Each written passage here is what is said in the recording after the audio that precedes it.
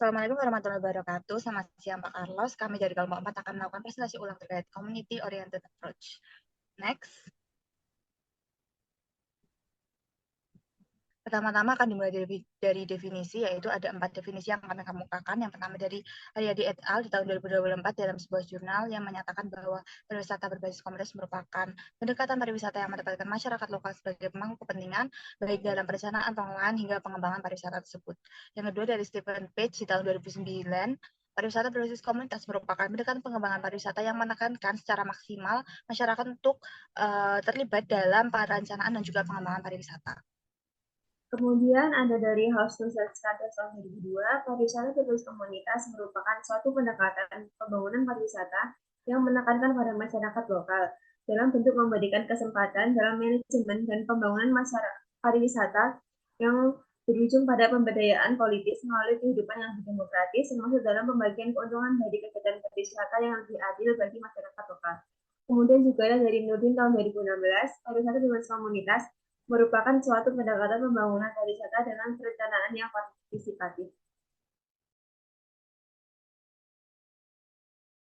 Selanjutnya, apa yang akan diberikan oleh pendekatan ini? Jadi, pendekatan ini memberikan kesempatan untuk para wisatawan untuk bertemu secara langsung dengan masyarakat lokal di destinasi.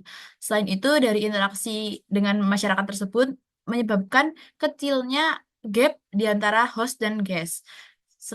Selain itu, eh, pendekatan ini juga memberikan pengalaman yang cukup autentik.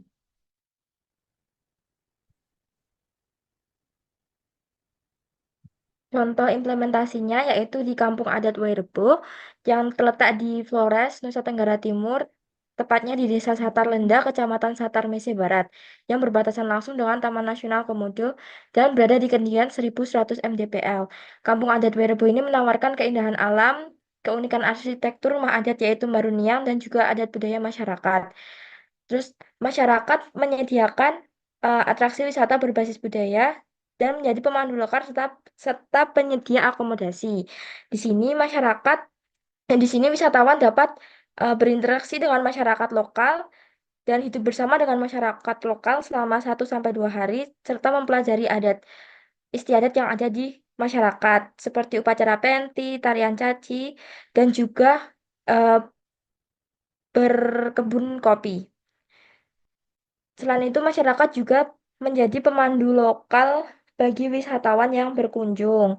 Dan karena di Wairebo ini tidak terdapat penginapan, jadi wisatawan menginap di rumah masyarakat Wairebo. Dan untuk rencana induk pariwisata Nusa Tenggara Timur diatur dalam Peraturan Daerah Provinsi Nusa Tenggara Timur Nomor 2 Tahun 2015.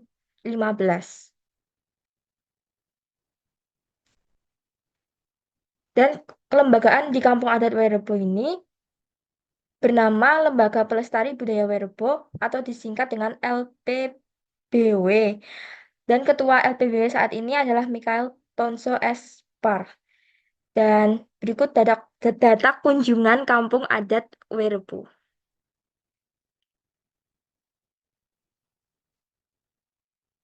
Dan ini gambaran Wairebo tahun 2015 dan tahun ini 2025.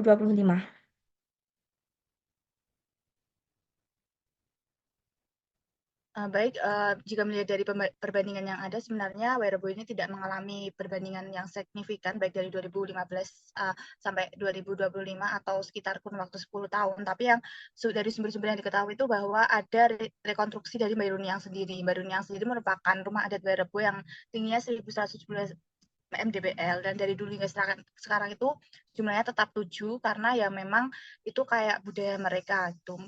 Untuk Baruniang sendiri bentuknya seperti itu dan strukturnya seperti yang ada di PPT. Mungkin bisa lanjut. Nah, ini ada sumber data yang menyebutkan terkait dengan dokumenter rekonstruksi Baruniang yang dilakukan sekitar tahun 2011.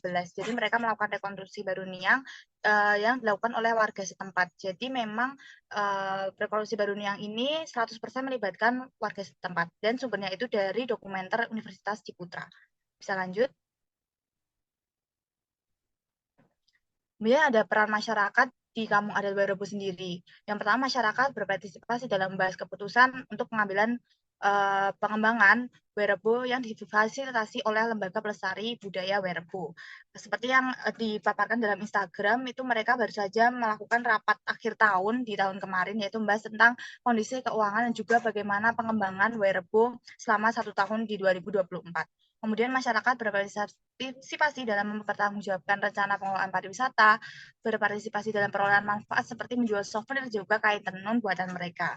Kemudian berpartisipasi dalam rapat yang diselenggarakan LPBW setiap 1 bulan, yaitu mengenai rapat terkait dengan evaluasi atau mungkin adakah kendala yang dirasakan selama mengelola Kampung Adat Wairebo. Kemudian yang terakhir adalah berpartisipasi dalam pembahasan keuangan dan aktivitas selama 1 tahun. Jadi pembahasan keuangan ini akan dilaksanakan setiap 1 tahun sekali di akhir tahun sebelum pergantian tahun baru. Adalah studi kasus, Kampung Wairebo telah menerapkan pendekatan berbasis masyarakat dengan baik. Masyarakat diberikan peran dari mulai perencanaan, pengelolaan, hingga pengembangan. Hal ini dapat dilihat dari anggota Lembaga Pelestari Budaya Wairebo atau yang disebut LPBW yang berasal dari kaum muda masyarakat Wairebo. Masyarakat Wairebo juga berperan sebagai penyedia akomodasi, makanan, pemandu, dan penyedia souvenir. Selain itu, masyarakat lokal selalu diajak dalam rapat perencanaan dan pengelolaan hingga pertemuan akhir tahun yang membahas transparansi keuangan. Masyarakat lokal juga bertindak sebagai pelaku pengelolaan, dapat dilihat dari proses rekonstruksi baru riang yang dilakukan oleh masyarakat setempat. Yang kedua itu ada Desa Wisata Ngelanggeran. Desa Wisata Ngelanggeran ini merupakan sebuah desa wisata yang ada di Yogyakarta, tepatnya berada di Kecamatan Patok, Kabupaten Gunung Kidul. Desa wisata Ngelanggeran ini memiliki jarak tempuh sekitar 20 km dari pusat kota Yogyakarta. Nah, di desa ini terkenal dengan keindahan alamnya serta kekayaan budaya dan kearifan lokalnya. Nah, aktivitas masyarakat di Desa Wisata Ngelanggeran ini cukup beragam, yaitu yang pertama, masyarakat menyediakan atraksi wisata berbasis budaya. Nah, di Desa Wisata Ngelanggeran ini terdapat atraksi budaya yang masih dipertahankan hingga saat ini, yaitu karawitan dan kesenian jadilan. Nah, masyarakat di sini berperan aktif dalam menjaga dan menyajikan berbagai bentuk atraksi budaya agar dapat dinikmati oleh wisatawan. Nah, yang kedua, masyarakat menjadi penyedia akomodasi. Di sini masyarakat membuka rumah mereka bagi wisatawan yang ingin merasakan kehidupan masyarakat lokal secara langsung. Nah, dengan tinggal di homestay, wisatawan ini dapat berinteraksi langsung dengan masyarakat setempat serta ikut serta dalam aktivitas sehari-hari. Nah, yang ketiga, masyarakat menjadi pemandu lokal. Di Desa Wisata Ngelanggeran sendiri terdapat berbagai macam pemandu lokal seperti pemandu alam, kemudian ada pemandu wisata berbasis budaya, dan juga ada pemandu wisata berbasis edukasi. Nah, selanjutnya rencana induk pariwisata daerah istimewa Yogyakarta ini diatur dalam Peraturan Daerah Istimewa Yogyakarta nomor 1 tahun 2019 tentang rencana induk pembangunan kepariwisataan daerah Provinsi Daerah Istimewa Yogyakarta tahun 2012 sampai 2025. Selanjutnya yaitu kelembagaan Desa Wisata Ngelanggeran.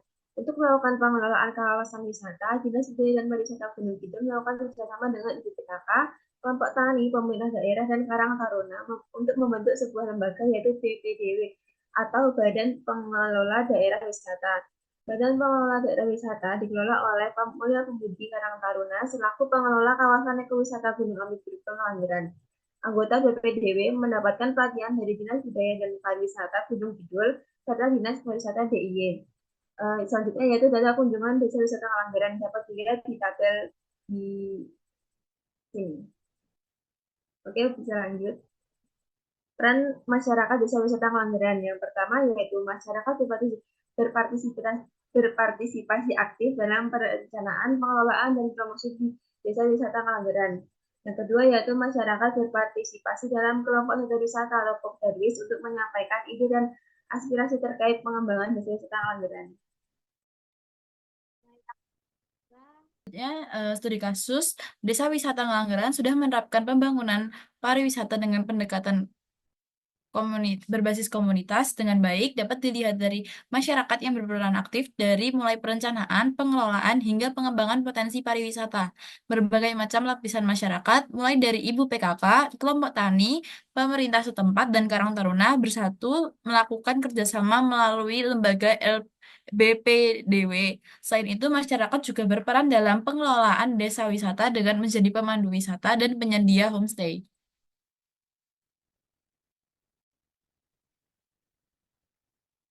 Selanjutnya ada Desa Wisata Sambi. Desa ini merupakan pionir desa wisata di Kabupaten Sleman dan telah mengembangkan pariwisata berbasis komunitas sejak tahun 2002.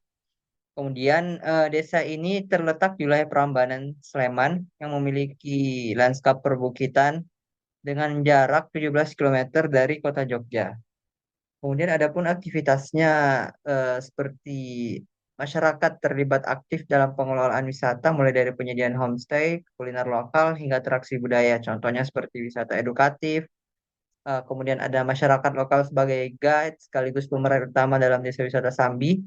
Dan terakhir masyarakat menyediakan akomodasi sebagai pengelola. Dan ada rencana induk pariwisata daerah istimewa Yogyakarta diatur dalam Perda eh, Daerah Istimewa Yogyakarta nomor 1 tahun 2019 tentang Rencana Induk Pembangunan Kepariwisataan Daerah Provinsi Daerah Istimewa Yogyakarta pada tahun 2012 hingga 2025. Untuk kelembagaannya sendiri ini ya standar seperti kelembagaan yang ada di desa wisata pada umumnya.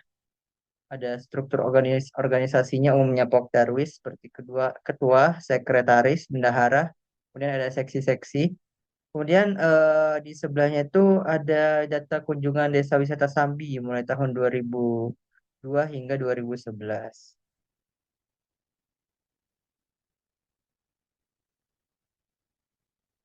Adapun peran lebih lanjut masyarakat wisata Sambi, yang pertama ialah pemberi ide dan aspirasi, yang mana masyarakat adalah pihak yang mengenal seluk-beluk desa termasuk potensi wisata.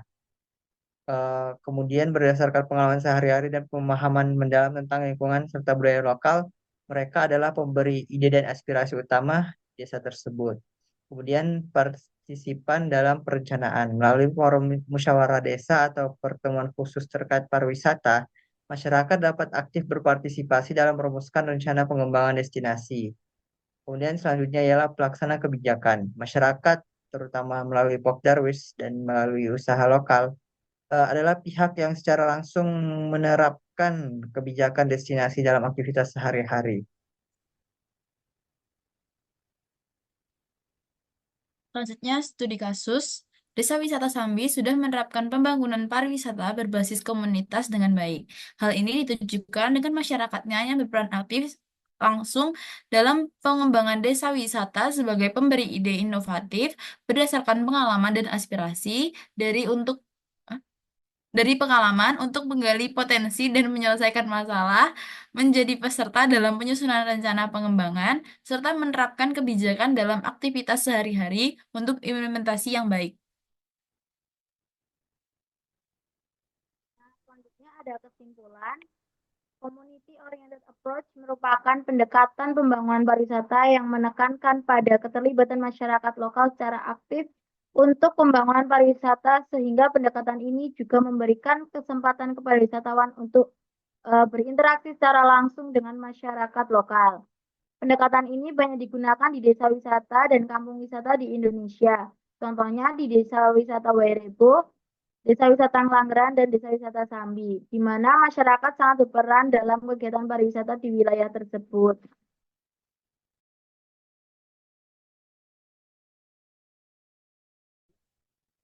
Baik, sekian presentasi dari kami. Mohon maaf jika ada kelebihan durasi waktu dikarenakan banyaknya contoh yang kami ambil. Kurang dan lebihnya mohon maaf. Wassalamualaikum warahmatullahi wabarakatuh.